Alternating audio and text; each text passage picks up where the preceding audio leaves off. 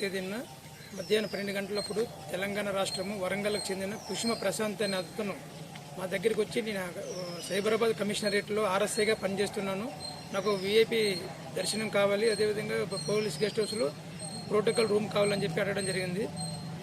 Police కదని చెప్పేసి మనం రూమ్ ఇప్పించి దర్శనం చేయడం జరిగింది. తీరా అతని ప్రవర్తన బట్టి చూస్తే అతను ఆర్ఎస్ఐ కాదని చెప్పేసి ఒక ఫేక్ పోలీస్ ఆఫీసర్ అని చెప్పి తెలియడం జరిగింది.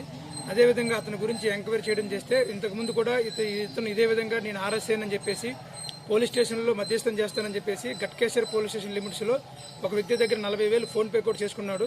అదేవిధంగా ఇతను చదువుకునేటప్పుడు ప్రిపేర్ అవుతూ కొంతమంది పోలీసు ఆఫీసర్స్ ఫోటోలు పెట్టుకుని అదేవిధంగా పోలీస్ ఆఫీసర్తో పరిచయాలు పెంచుకుంటూ నేను ఆర్ఎస్ఐగా పనిచేస్తానని చెప్పి అందరినీ జనాలు బెదిరించి దందా చేస్తున్నాడు.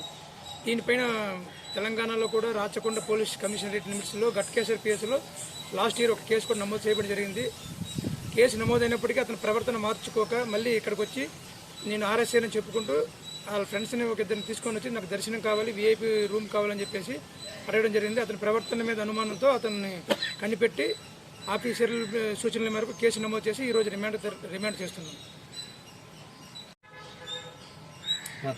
ఇంటి కార్డు అదేవిధంగా వాళ్ళ ఫ్రెండ్స్కి ప్రోటోకాల్ దర్శనం చేపిస్తుందని చెప్పి డబ్బులు తీసుకోవడం జరిగింది. ఆ డబ్బుల్లో కూడా ఒక 1000 రూపాయలు సీజ్ చేయడం జరిగింది. అదేవిధంగా అతను ఆర్ఎస్ఐ హోదాకి తగ్గట్టుగా ఒక కారు తీసుకుని రావడం జరిగింది. ఆ కారును కూడా సీజ్ చేయడం జరిగింది.